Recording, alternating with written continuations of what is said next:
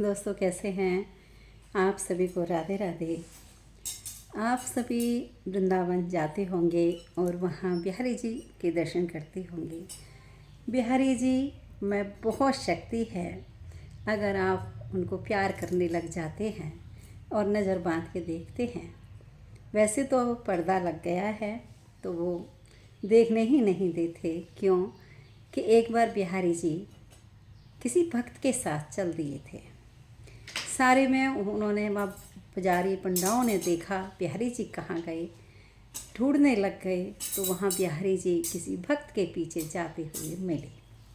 जब से प्रचलन है कि बिहारी जी का पर्दा लगाया जाता है, उनको नज़र बांध के नहीं देख सकते।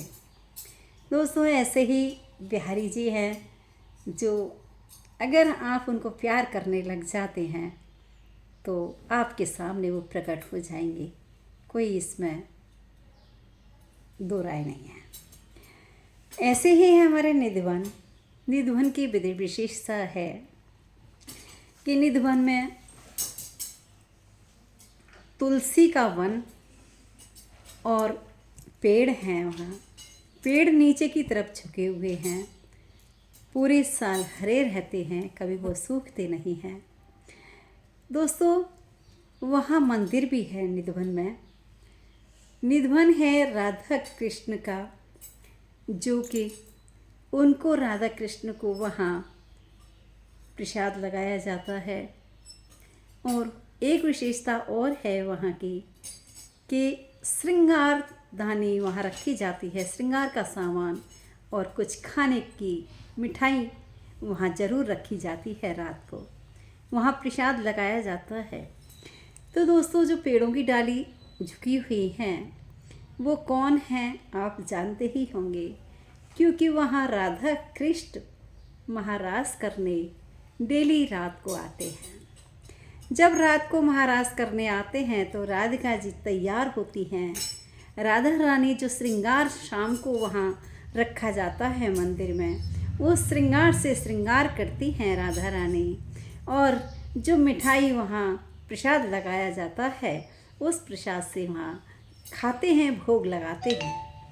जो कि सुबह उठ कर के जब पुजारी आते हैं मंदिर खोलते हैं तो वो इधर उधर पड़ा हुआ मिलता है, बिखरा हुआ मिलता है। श्रृंगार का सामान, खाने की मिठाई झूठी करी हुई मिलती है। ये बिल्कुल साक्षात बात है, कोई गलत नहीं है, कोई बनाई हुई नहीं है। तो ये प्रसाद लेकर के और श्रृंगार करके राधा रानी वहाँ महारास करती हैं, जहाँ निधिवन के नाम से जाना जाता है। तो दोस्तों वहाँ जो पेड़ हैं, पेड़ों की डाली सारी नीचे को झुके हुए हैं। आप दिन में देखेंगे उनको और देखा भी होगा तो वो बिल्कुल कृष्ण और गोपी की तरह दिखाई देते हैं। वहाँ कुआं भी है, वहाँ तुलसी का वन भी है, वहाँ बहुत सुंदर सीन है। वहाँ रात को क्या आरती होने के बाद शाम से ही सभी घरों की खिड़कियाँ बंद हो जाती हैं। जो आसपास में घर हैं उनकी खिड़कियाँ भी खुली नहीं रह सकती, क्योंकि महारास करने आते हैं। वहाँ बंदर कितने सारे आप देखते होंगे। आसपास आपके घरों में बंदर होते हैं तो वो रात को ज़रूर वहीं गली में रहते हैं। लेकिन वहाँ निधिवन में दिन में बंदर कितने मैं कहती हूँ सौयों बंदर वहाँ रहते हैं। भक्त दर्शन करने जाते हैं, उनकी चश्मा पर्स जो भी हाथ में होता है वो छीन के ले जाते हैं। लेकिन शाम होते ही वो बंदर वहाँ से चले जाते हैं और एक भी बंदर वहाँ नहीं रह सकता, क्योंकि वहाँ राधा कृष्ण महारास करने आते हैं। क्योंकि उनको कोई देख ही नहीं सकता। पक्षी वहाँ दिन में कितने उड़ते हैं, वहाँ एक पक्षी भी नहीं रह सकता, क्योंकि पक्षी जानते हैं, बंदर भी जानते हैं कि हमारा गोविंद और राधे रानी यहाँ महारास करने आएंगे तो हम क्यों उनको डिस्टर्ब करें, क्यों हम उनको परेशान करें, हम यहाँ से चले जाते हैं। तो दोस्तों वहाँ शाम होते ही एक पक्षी तक नहीं रह सकता। अगर कोई भूला बिछड़ा वहाँ रह भी गया है, बताते हैं कि किसी बंदे ने वहाँ छिप करके, उन ठाकुर जी को तो सभी देखना चाहते हैं, कौन देखना नहीं चाहता। तो किसी बंदे ने छिप करके वहाँ देखना चाहा रात को। डर तो उसे लगा, पायल की छन छन आवाज़ आई। ठाकुर जी पहचान गए कि यहाँ ज़रूर कोई ना कोई, क्यों, अंतर्यामी है वह, तो उनसे तो कुछ छिपा हो ही नहीं सकता। वो पूरे जगत को एक नेत्रों से देख सकते हैं, तो वहाँ एक छुपे हुए इंसान को क्यों नहीं। तो दोस्तों वहाँ अगर ऐसी कोई हरकत करते हैं तो या तो वो पागल हो जाता है या कोई किसी को बताने लायक नहीं रहता। क्योंकि ठाकुर जी की किसी भी मान्यता को, किसी भी कोई भी भक्ति को बता नहीं सकते, उजागर नहीं करते। मुझसे तो ये भी कहा गया है कि आपको सपने में भगवान जी अगर कुछ कहते हैं तो भी हमें नहीं बताना चाहिए। लेकिन दोस्तों अपने ठाकुर जी हैं तो बताने में अच्छा लगता है कि मेरा गोविंद आया और मेरे गोविंद ने आज ही कहा। तो दोस्तों वहाँ निधिवन की लीला ऐसी है कि वहाँ कोई छुपकर भी नहीं देख सकता, और रहकर तो चले क्या। जब आसपास के मकानों की खिड़कियां बंद हो जाती हैं, क्योंकि मकान में से तो सभी देख सकते हैं, लेकिन नहीं, सब खिड़कियां बंद हो जाती हैं, तो बंदर और पक्षी तो बहुत दूर की बात है। हम इंसान छिप कर के तो बिल्कुल देख ही नहीं सकते। तो ऐसे हमारे राधा कृष्ण हैं जो वहाँ श्रृंगार करके और अपनी मिठाइयों का प्रसाद लगा करके और ठाकुर जी महाराज में लीन हो जाते हैं अपनी राधे प्यारी के साथ में।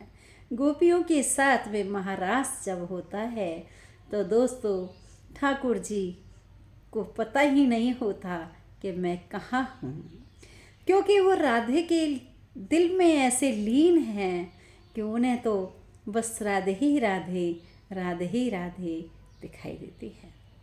तो दोस्तों जब वहाँ राधा कृष्ण महारास करते हैं, नृत्य करते हैं, तो वहाँ एक पक्षी तक भी नहीं रहता, और वो ऐसा महारास करते हैं। और जब सुबह पुजारी मंदिर खोलने जाते हैं